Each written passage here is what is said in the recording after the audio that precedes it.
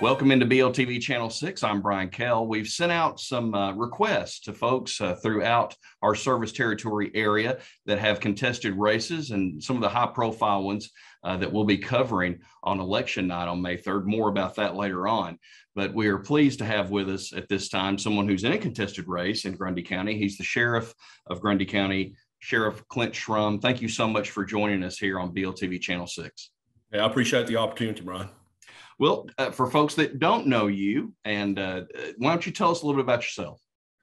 Absolutely. Well, my name's Clint Schrum. I'm in my second term as the sheriff of Grundy County, a lifelong resident of Grundy County, lived in Tracy City all my life. In fact, I still live on the same property where I was raised. Married, been married for 26 years, got a 20-year-old daughter, Hannah. She is in nursing school. My wife is a nurse as well. And so we've lived a pretty eventful life, with me being in law enforcement my whole career, my wife being an ER nurse. And so Hannah's just kind of been caught up in the middle. So she went the nursing route. Got a bachelor's degree in criminal justice administration, got an associate's degree in theology. And so kind of that's, I'm a graduate of the Grundy County High School, lived here all my life, love this place. And if I have anything to do about it, when life is over, I will rest in Grundy County. Good deal. Tell me, you being the sheriff of Grundy County, tell us about some of the major successes over the past 4 years. Yeah, so I think there's been two major successes. Brian, we've had a lot of accomplishments. We've had a lot of unprecedented success over the past 7.5 years.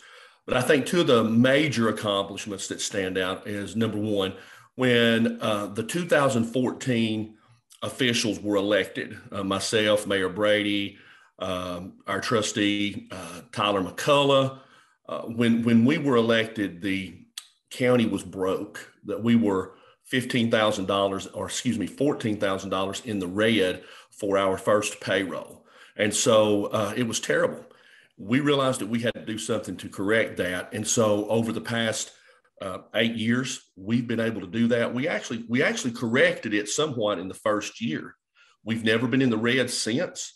Right now, I think we've helped the county achieve financial stability. The jail was just kind of a black hole. You know, we were in an old building. They were getting ready to build a new one. And so, you know, the jail and the sheriff's office just sucking money out of the county. So I think first and foremost, that is one of the major accomplishments that we've had to help the county achieve financial stability. Second is the development of our inmate reentry program. This thing has been huge. It continues to grow. We started that in about 2015 with $0 and a few garden seeds. Planted a garden. From there, things just started evolving. We started getting people's attention. We started having people saying, hey, what about this $10,000 grant? What about this $5,000 grant to grow your program? In 2017, we got a $195,000 grant from the Office of Criminal Justice Programs. I was able to hire somebody full-time. And that program has put people back to work. It's corrected lives. It's helped people get off drugs. It's helped people provide for their families. Right now, we have inmates that go out, work a job. They come back to jail to do their sentence. They're wearing ankle monitors, but they're making money that they have to pay $100 every check on fines and fees. They have to put $100 toward the program which they're participating in. They pay for their own ankle monitor and their own transportation. And then they put the rest of it in their savings. When they get out, they're not broke. And so they have money to get an apartment, to go back to their family, whatever it is they need to do. That program, since 2019, when we started it, has generated about $300,000 in inmate income. That's money that they have made. They have paid off over $52,000 in fines and fees back to the county. That's a major accomplishment for us. Finally, to sustain that program, we applied for a Bureau of Justice Administration grant back in 2020, and we got $588,000 to go into Grundy County's reentry program. Never been done before, ever. And so that's huge for us. What do you feel is the single most pressing issue facing law enforcement in Grundy County over the next 4 years, and what are your plans to deal with it? So two things again. First of all, this fentanyl epidemic that we're having. It's terrible. It's Grundy County. It's everywhere. Everybody's having to deal with it. We're a small county, so when we get hit, anything that we get hit with, we get hit hard. That's pressing us. We've got to find a way to get rid of it, to control what's going on more. And it happens in spurts for us. So, we may go a month and not have any episodes, not have any overdoses, not have any arrest with fentanyl, and then the next 3 months get hammered. So that is a huge concern. We are focused on that.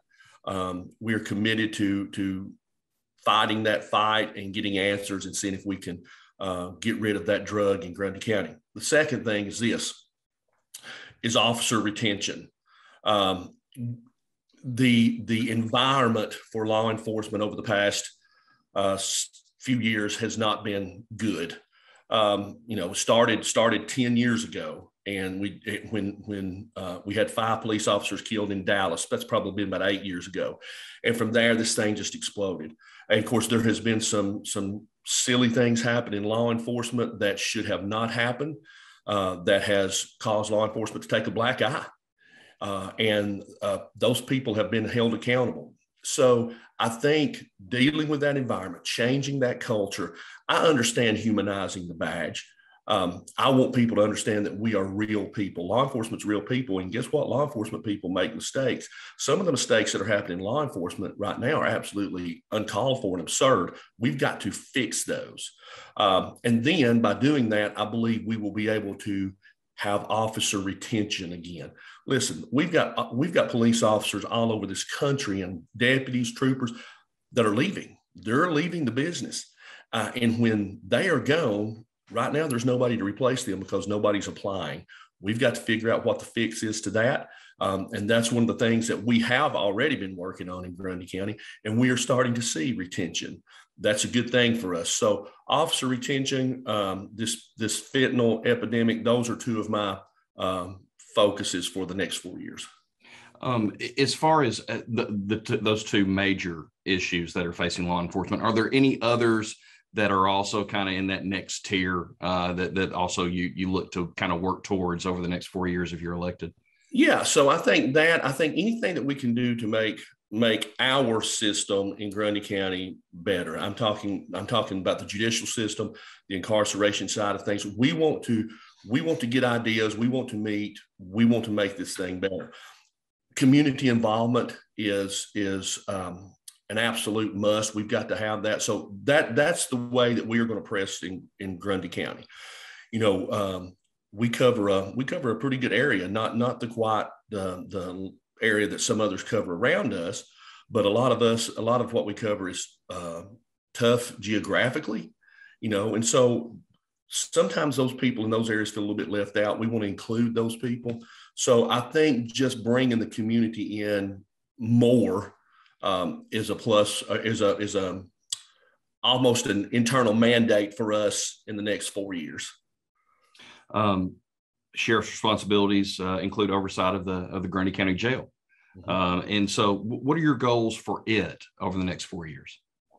So, I'm not superstitious, but I will knock on wood, I guess. I've got a great jail staff, and I've got a good jail environment. I'm not saying from time to time we don't have issues there with inmates or employees. My jail administrator, Captain Melinda Meeks, just won Jail Administrator of the Year from the Tennessee Corrections Institute. We've got a good system there. I think what we need to do with our jail system is find a way to maximize those people who maximize those penalties for people who are staying for any length of time. If it's a long sentence, let's get them out to prison. Let's free up that bed space, and let's get the system moving again. Right now, jails are kind of gridlocked because COVID is still, we're seeing the residual effects of COVID. Everybody hates that word, but I've heard it every day since January 29th of 2020. I still remember the first day I heard it. So what we've got to do with our jail system is we've kind of got to get the door rolling again that leads back into the judicial system. And if we don't, we're going to start dealing with overcrowding problems, and we don't want that. We've not had an overcrowding problem since we moved into our new facility in 2016, and we don't intend to have one now. You've kind of already talked about retention, and some of those things that have happened over the past few years to other police departments that have kind of put the crosshairs, sometimes literally, on law enforcement. Since you've talked about that, what about as far as recruitment? On the recruitment side of what are your plans for that and replacing folks that retire, and also just as far as adding to the force? Can you talk about that? Yeah. So one thing that I have to go back to is this: when I got in law enforcement 28 years ago, it's something I wanted to do. Money really didn't matter to me at that point, and I wasn't making a lot of money either. When I started at the Trace City Police Department in 1997, I made $5.25 an hour. So, but that's what I wanted to do. We're dealing with a different culture this day and time. You probably hear my dogs barking in the background. Sorry about that. No, you're fine. Yeah, I'm at the house about ready to head out to a IACP meeting in Orlando. But I wanted to be there. We're dealing with a different generation now. They come in, they want to try it, and if it don't work, let's just go on something else. We've got to try to find a way to recruit those people who want to be in law enforcement. One thing you have to start out is with pay and benefits. Fortunately, we've got our pay up to where it's competitive with those agencies around us. I'm fortunate in the fact that I've got a commission that'll help me do that. We just boosted our corrections officers' pay, so I'm competitive there. I think the other thing is this: is we've got to train people to when it comes to recruitment, we've got to train people to be able to handle what they're about to deal with streetwise. You can go to the academy all day long. You can get book smart. You can learn how to shoot a gun. You can learn how to drive a car. But when you step out of that vehicle on the street, it's a different story. So we've got to teach people and those recruits, hey, this is what you're about to face. This is real time. So we've got an FTO program that we've had around for a little while. And right now, I've only got a couple of openings, and I'm fortunate. I know other agencies are struggling. So I think that, and I think we've got to keep that pay consistent across the board with the rest of the country, what average is. And so it puts a strain on county budgets and on county governments. So those are things that we've got to do. We've got to monitor that and make adjustments as necessary. Well, thank you for your time. And I know you're a busy guy, but feel free to just spend some time here talking to the person out there that is going to be a Grundy Countian who's looking to vote for in this race. Talk to them. Yeah. So, Brian, I feel like this, and those people who are watching is I've had the opportunity to serve for the past 8 years, and I'm excited about the potential to be able to serve for another term. I still believe there's things that we've got to do. I still believe that there's a mission there to be accomplished, and anybody can look back at my work merit and see that our staff has accomplished that. I would be foolish and remiss if I didn't say we have had our share of challenges and troubles. But I think what people need to look at is this: is we rose up to the challenge and we have met those challenges. We've been transparent with everything that we've done. And so I think that says a lot about the strength of the sheriff's office and the leadership there. So I'm asking the folks of Grundy County for their vote in the Republican primary on May the 3rd. And anybody that's got any questions about anything can feel free to call me at the sheriff's office. Be glad to talk to them. Sheriff Clint Schrum, thank you so much for joining us here on BLTV Channel 6. Thanks, Brian. I appreciate it.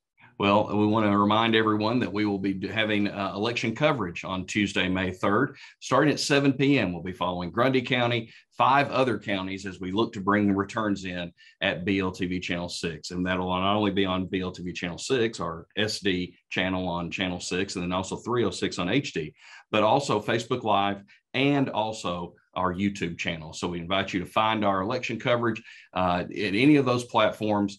And so until we talk to you next time here on BLTV Channel 6, we bid you adieu and have a great day.